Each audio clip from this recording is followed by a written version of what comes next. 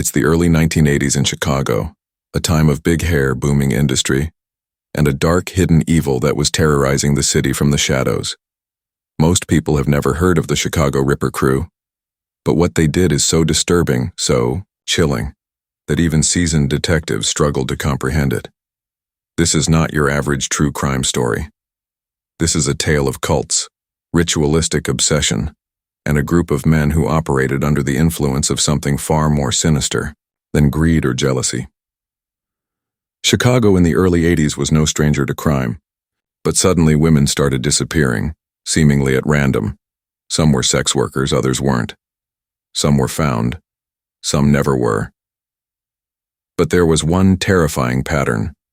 Many victims had been assaulted in ways too disturbing for most newspapers to print. Police knew something was wrong, but no one had any idea how deep the darkness ran. This wasn't the work of a lone killer. It was a group, a so-called brotherhood led by a man named Robin Gecht. If that name sounds familiar, it should. Gecht was once an employee of John Wayne Gacy, the infamous killer clown. But Gecht didn't just admire Gacy. He went on to lead his own horrifying ring. His three followers, Edward Spreitzer, and brothers Andrew and Thomas Kocherelais. These weren't monsters from the outside. These were ordinary men on the surface, factory workers, neighbors, sons. But beneath the surface, they followed something dark. What made the Chicago Ripper crew different was the ritualistic nature of their crimes. They weren't killing for money. They weren't even killing just for power. According to reports and confessions, they were driven by a belief system, a cult-like obsession with dark practices and satanic rituals. In a hidden attic room of Gecht's home, authorities found what appeared to be an altar, candles, books, and strange items that made investigators think this was more than just a crime. It was a ritual. In October 1982, everything changed.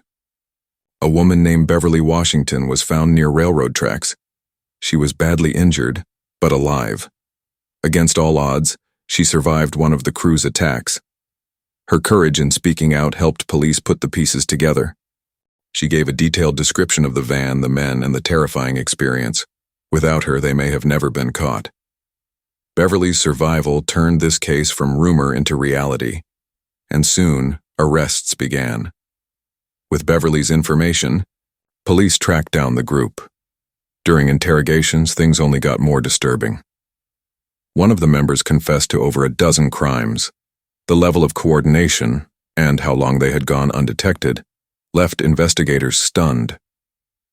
But what about Robin Gecht? Strangely, he denied everything. And unlike his followers, he never faced charges for murder, only for the assault on Beverly. The three others were convicted. Edward Spreitzer was initially sentenced to death, later commuted to life in prison. Andrew Kocherelais was executed by lethal injection in 1999, one of the last executions in Illinois before the state abolished the death penalty. Thomas Kocherelais served decades behind bars, but was shockingly released in 2019. That decision sparked outrage and reopened old wounds for the families of victims. What's terrifying is how many questions are still unanswered. Some believe the crew may have had more victims. Others wonder if Gecht had deeper ties to cult activity in the region. Even rumors of more followers. And how did someone like Robin Gecht, once employed by one of America's most notorious killers, go on to create something equally horrifying yet remain relatively unknown to the public? This isn't just a horror story. It's a reminder of how evil can hide in plain sight, and how vulnerable communities were left unprotected for far too long. Most importantly, we remember the names of the victims and the courage of survivors like Beverly Washington, whose voice brought justice when there was none. Let's talk about Robin Gecht, the alleged ringleader.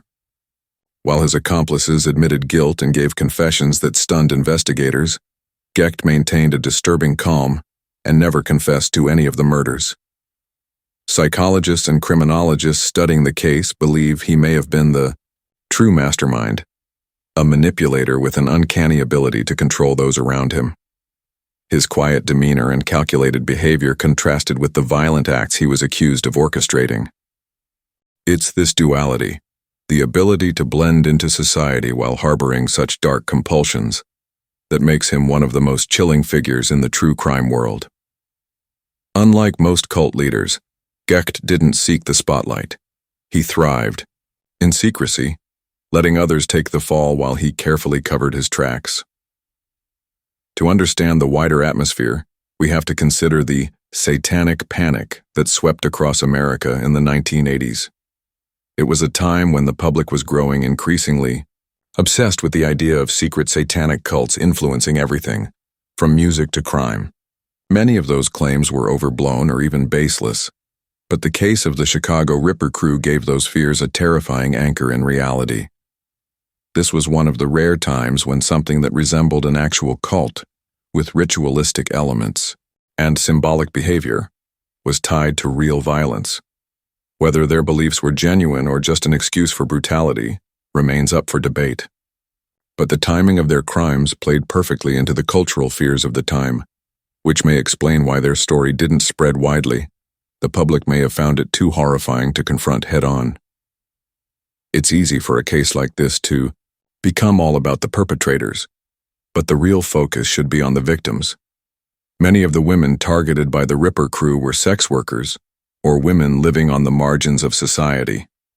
Their stories often went untold, not because they were less important, but because society failed to value them the way it should have.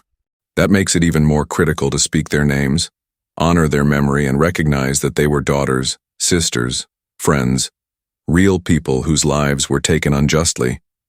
And it wasn't just murder, it was erasure. Some families never even got closure. That's why this case still matters. It's not just a cautionary tale, it's a demand for justice even decades later. Despite the horror, the cult-like structure, the survivors' testimony, and the criminal connections, this case never became a household name. Why? One theory is that it hit too close to home. It wasn't a lone killer hiding in the woods, it was a group of average men with day jobs and families.